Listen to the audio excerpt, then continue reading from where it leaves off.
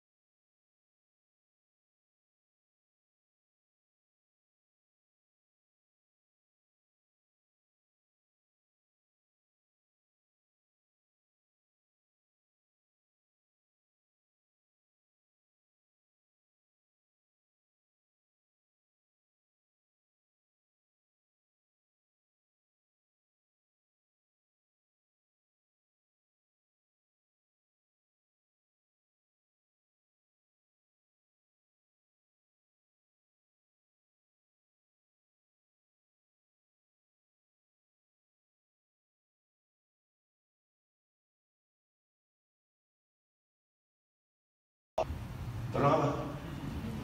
Tolong nyemak aja. Anak-anak buat baik, dipanggil ibu, nyaut cepat, ya bu, disuruh buat cepat untuk dapat ridha Allah. Nak pahala tak? Hijrah. Ini kalau mak suruh buat tak? Nih, baju merah. Termasuk yang merah pahala. Saya kata yang saya jawab pahala, yang tengok semua dapat pahala. Satu sesi kadang-kadang sampai beribu penonton saudara. Jadi campur malam ini 20.000. Oi, ramai insya-Allah malam ini. Ini siar mana pula ni? Ini Facebook mana punya ni? Facebook. Yang sana. Ada lagi, siapa lagi buat? Masya-Allah, tu lagi sana berbalik. Hebat. Oh, masya-Allah. Nak buat baik senang saudara. Syar'i, ini tak melanggar hukum. Aku nak buat nawaitu kerana Allah.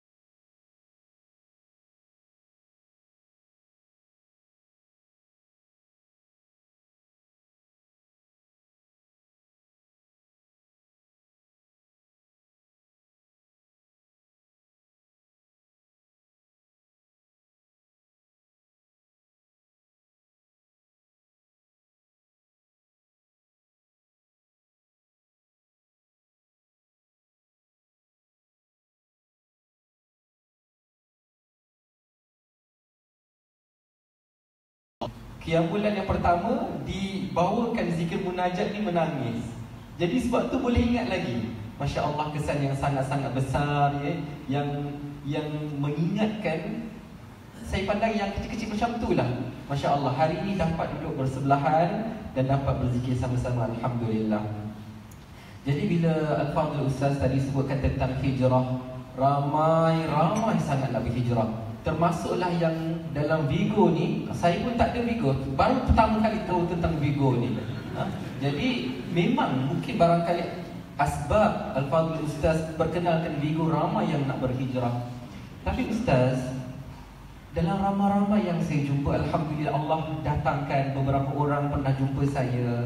Antaranya seorang yang dia berkata, Ustaz, semua dosa besar, semua saya dah buat. Semua dosa besar,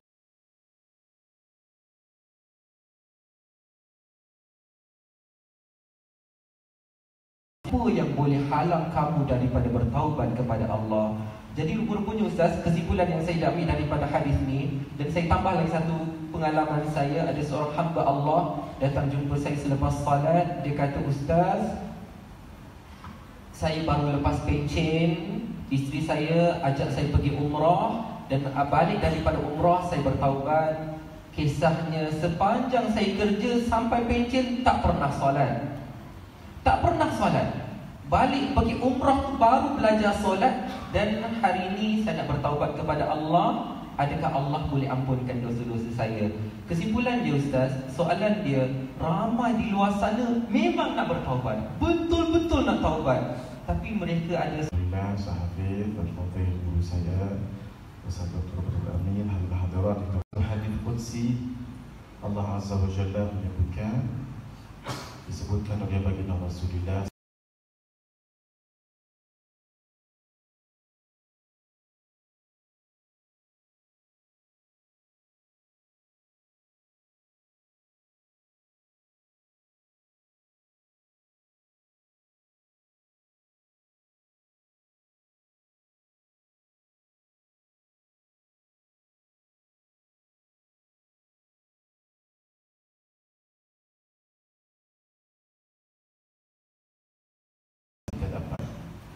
sehingga Imam Al-Busiri menyebutkan kelebihan ini, Bushra lana ma'syaral Islam inna lana minal inayati ruknan ghayra munhadimi lamma da'allahu da'ina li ta'atihi bi akramir rusuli kunna akramal umami.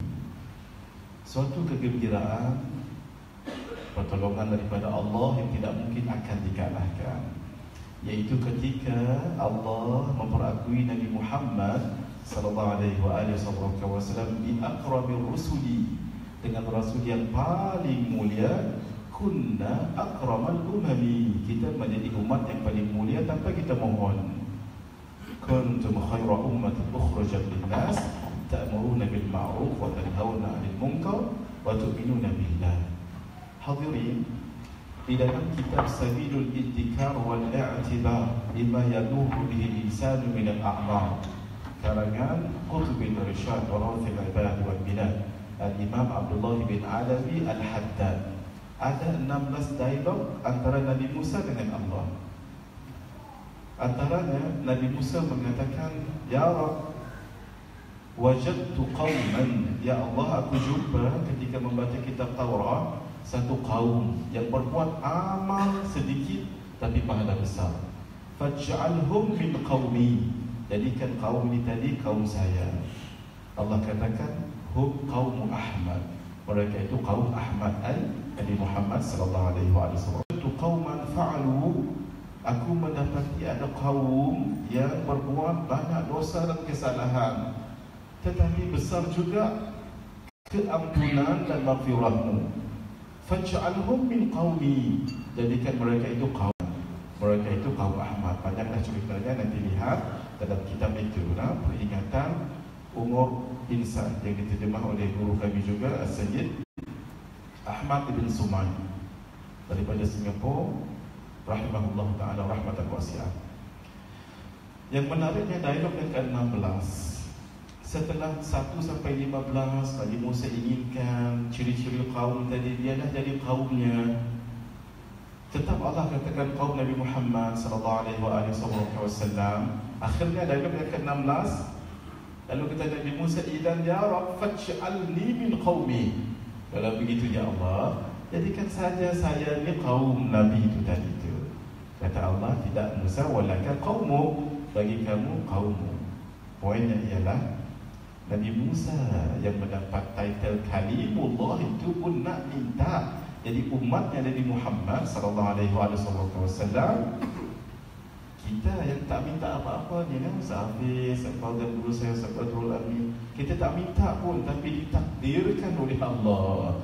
Allah kalau mentakdirkan itu bermakna Allah telah pilih kita sejak dahulu, kali sejak azali lagi, bukan sekarang. Dahulu kita mengaji sifat 20 sejak zaman azali lagi. Dalam ilmu Allah, dalam ta'alluq tanjizi al-qadim, dalam ilmu Allah itu bermakna ini pilihan Allah. Masya Allah. Hadirin, Allah Subhanahu wa ta'ala, kalau kita buka dalam kitab Al-Quranul Karim, semua surah dimulai dengan Bismillahirrahmanirrahim, melainkan satu surah sahaja, surah At-Taubah. Pun begitu kata ulama, Bismillah itu ada di dalam surah Hud ketika Raja Balqis menerima surat daripada burung hudhud itu. Ketika dibuka, maka ternyata ditulis innahu min Sulaiman wa innahu Bismillahirrahmanirrahim. Maka lengkaplah 114 surah dimulai dengan 114 Bismillahirrahmanirrahim, nak menunjukkan Allah Maha Pengasih, Maha Pemurah dan Maha Pengasih, Maha Penyayang. Sehingga tradisi para alim ulama, kalau berjumpa di awal sekali, qabla al-kalam, ba'da salam, qabla al-kalam, selepas bagi salam dan sebelum berbicara. Kalau tradisi ulama-ulama hadis dahulu, akan dahulu bicarakan hadis al-musalsal bil awwaliyah. Al-musalsal bil awwaliyah, apa dia? Musalsal yang awal. Apa dia musalsal yang awal? Akan diriwayatkan hadis, innallaha tabaraka wa ta'ala, Allah Subhanahu wa ta'ala sangat merahmati umat Islam ini. Ar-rahimuna yarhamuhumur rahmanu tabaraka wa ta'ala. Orang yang rahim, yang berkasih sayang, dirahmati oleh Allah Azza wa Jalla. Irhamu man fil ardi yarhamkum man fis sama', atau yarhamkum man fis sama'. Rahmatilah kamu sesama kamu di muka bumi ini, malaikat yang ada di langit akan merahmati kamu. Hadirin, kalau insan yang bergelar ibu merahmati anaknya, kalau ayah merahmati anaknya, rakan-rakan merahmati sesama mereka, pelajar dan murid-muridnya, kenapa tidak yang paling merahmati, menyayangi kepada umatnya, kepada makhluknya? Nabi SAW sangat mengasihi kepada umat. Kalau Nabi sebegitu, bagaimana dengan Allah Subhanahu wa ta'ala dengan makhluknya? Dalam satu peperangan, ada seorang kira macam kakak lah ataupun makcik lah, menggendong anak. Kerana huru-hara peperangan, terjatuh anak tadi daripada pangkuan tadi, dan dia selamatkan diri masuk di dalam khemah. Menangis sebab sudah pasti anak itu akan mati. Kalau tidak disepak oleh kaki-kaki kuda, akan terkena panah orang yang berperang ketika itu. Menangis. Habis reda peperangan, terdengar suara. Seorang sahabat menjunjung seorang anak kecil. Alihada sabiyyun ummun fikum, alihada sabiyyun ummun fikum yakadu ayyamut. Siapa di antara kamu, adakah mak pada baby ni? Adakah siapa anak pada baby ni? Macam nak meninggal dah baby ni. Jadi makcik ni tadi bila dengar kata ada budak kecil, dia buka kemah dan dia keluar kepala, dia tengok anak dia. Dia terus cendampak, dia keluar, dia pergi dan dia ambil anak dia. Sungguh ini anak dia menangis, dia cium, Masya Allah, dengan penuh kasih sayang. Sahabat tadi dan beberapa sahabat yang lain melihat menangis. Nabi tanya, ma yubkikum, kenapa kamu menangis? Kata sahabat-sahabat, rahmatul libniha, kerana rahmat kasih sayangnya mak ini kepada budaknya. Saja Nabi nak try. Nabi kata, atarawnaha tarihata banaha finnar, kamu rasa sekali dia akan lepak anak dia dalam api? Rasa mana mungkin dah ingat anak tadi dah jatuh, dan rasa memang tak ada harapan hidup, tiba-tiba hidup. Bagaimana mungkin sekali dia akan lepaskan ke dalam api? Tidak mungkin. Kata Nabi, Allah, innallaha arhamu li'abdihi al-mu'min min hadhihi ibniha. Demi Allah, Allah mengasihi hamba-Nya yang beriman lebih lagi daripada ibu ini mengasihi anaknya. Masya Allah hadirin. Karena itulah Allah Azza wa Jalla Ghafurur Rahim, Maha Ghafur, Maha Pengampun, dan bal huwa Tawwab. Allah Maha Tawwab, Maha Pengampun. Malah yang pelik lagi, siapa yang membuat dosa tidak minta ampun kepada Allah, Allah marah pada orang itu. Dia buat dosa tapi dia tidak mohon ampun pada Allah, Allah marah dengan dia. Maksudnya dia seolah-olah tak tahukah Allah Maha Pengasih dan Pengampun? Seolah-olah begitu. Dia buat dosa, sepatutnya kita takutlah, tapi Allah marahi dia kerana dia tidak mohon ampun kepada Allah. Seolah-olah Allah nak katakan, kamu tak tahukah saya pengampun, saya penerima taubat, bertaubat pada Allah. Sekali Sayyidina Fudail ibn Iyad, seorang tabi'in yang masyhur, dilihat ada seorang pakcik sekitar umur 60 tahun. Ya am, wahai pakcik, kam akhadata min umri? Umur pakcik dah berapa? 60 sana, 60 tahun. Ya rahmukallah. Lalu kata Fudail, laqad salakta 60 sanah ila Allah, fa khashitu an tablugh. Kalau dah betul, pakcik telah guna 60 tahun umur berjalan kepada Allah, saya takut pakcik dah sampai umur lah. Lagu tu Lalu ditanya pada pakcik tadi, wahai pakcik, ya am, hal arafta annaka salakta ila Allah? Pakcik tahu kan pakcik dah berjalan kepada Allah? Araftu, ya saya tahu. Dijawab oleh Fudail, fa'idha arafta annaka salakta ila Allah fa anta mawqufun. Kalau pakcik berjalan kepada Allah dan berhenti, araftu, saya tahu. Wa idha aqufun fa anta mas'ulun.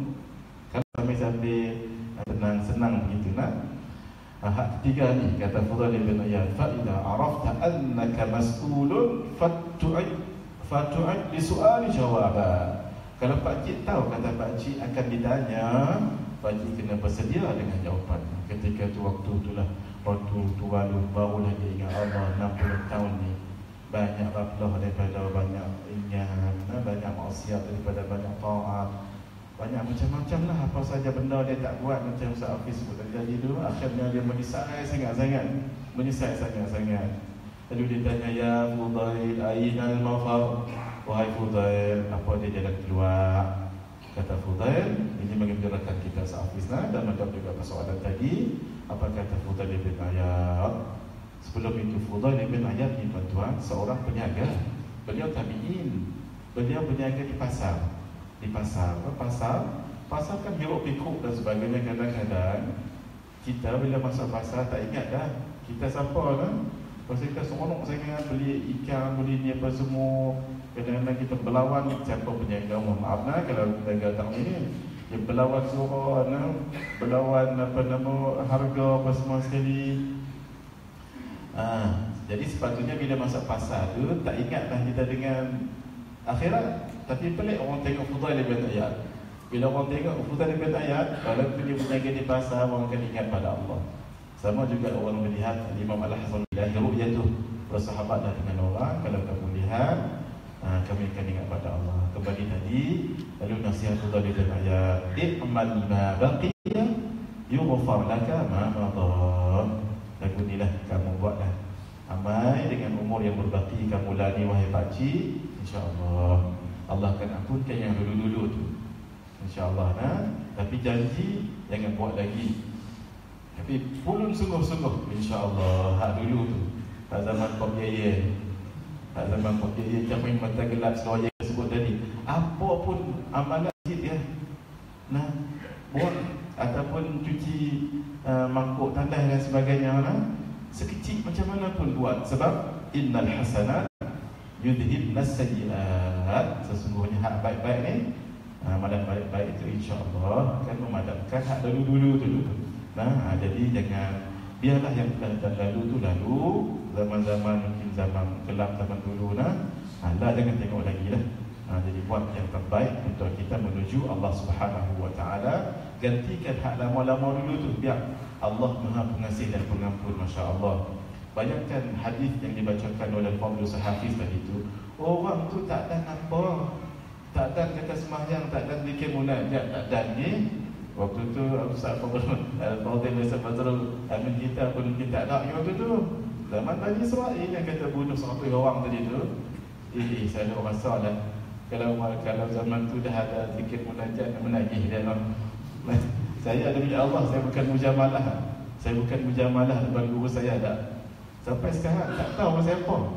Mudah-mudahan kerana keikhlasan Fadil guru kita lah. Dia kalau guna ada part-part tadi tu. Part-part tadi tu saja tahan perasaan kalau nak menangis tadi tau. Saya umur 41 lah ni, saya betul tak. Inilah kali pertama saya dapat berzikir sama-sama dengan beliau. Masya-Allah.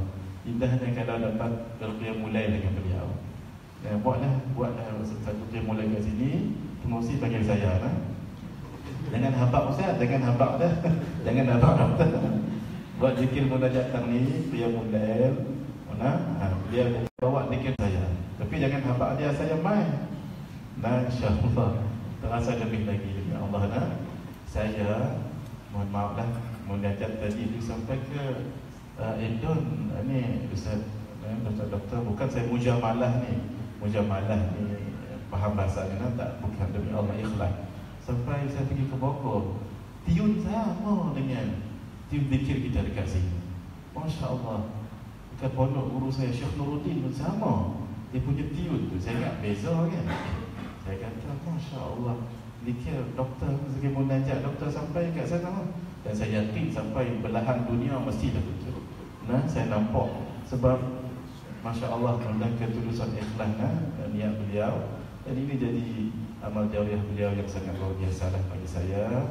Kenapa? Saya yang payah nak mengapai, nyapai juga dengan lagu dengan sebagainya. Mudah-mudahan Allah merahmati beliau. Jadi sebagaimana manusia merahmati, Nabi merahmati umat, Allah lebih kebaikan yang banyak ini akan menghapuskan yang dulu-dulu manusia.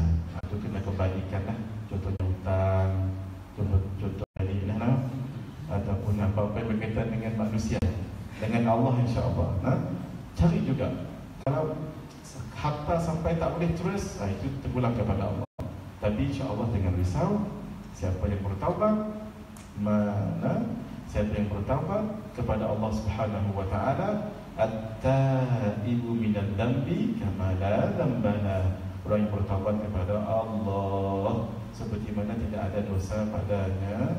Mungkin yang terakhir lah untuk saya pesan diri saya sendiri ni, istighfar 3 kali lepas solat dengan 3 lah sama-sama kita. Macam Fadil Guru kita buat tadi Astaghfirullahaladzim tadi tu, walaupun tak ringkas kan, insya-Allah akan mengampunkan dosa kecil walaupun sebanyak buih di lautan. Yang kedua, dengan 3 lah saya pun sama, Sayyidul istighfar, Allahumma anta rabbi la ilaha illa anta khalaqtani, sampai akhir tu.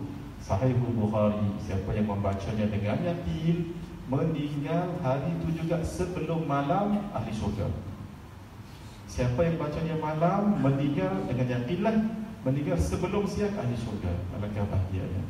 Jadikan maghrib wakil malam, jadikan subuh wakil siang. Tapi kalau kita buat selepas solat ataupun masa-masa yang ada, sangat baik sekali lah. Hadza wa billahi taufiq. Jazakallah khairan katsiran Fadil Ustaz Muhadir. Alhamdulillah, begitu banyak sekali kata-kata hikmah, bahkan dibawakan hadis-hadis Rasulullah sallallahu alaihi wasallam. Dan daripada kata-kata Al-Fadil Ustaz membuka hati kita semua, bertaubatlah kepada Allah Subhanahu wa taala. Tak ada siapa-siapa pun boleh halang kita daripada mendapat keampunan daripada Allah Subhanahu wa taala, ya. Bahkan disebutkan dalam Al-Quran, Allah sendiri menggunakan beberapa kalimah nak tunjukkan ya Allah Subhanahu wa taala Maha Pengampun. Allah gunakan wallahu ghafurur rahim, ya. Innahu kana tawwaba ghafiriz zambi wa qabilit taub. Maha Pengampun Allah Subhanahu wa taala. Jadi kita sama-samalah berhijrah, minta Allah Subhanahu wa taala bagi petunjuk kepada kita supaya kita sama-sama boleh semakin dekat kepada Allah Subhanahu wa taala. Jadi kita nak teruskan lagi satu sesi kepada Al-Fadhil Al-Ustaz Dr. Badrul Amin. Yang kita nak kaitkan adalah kalau hijrah memang cukup sinonim dengan masjid.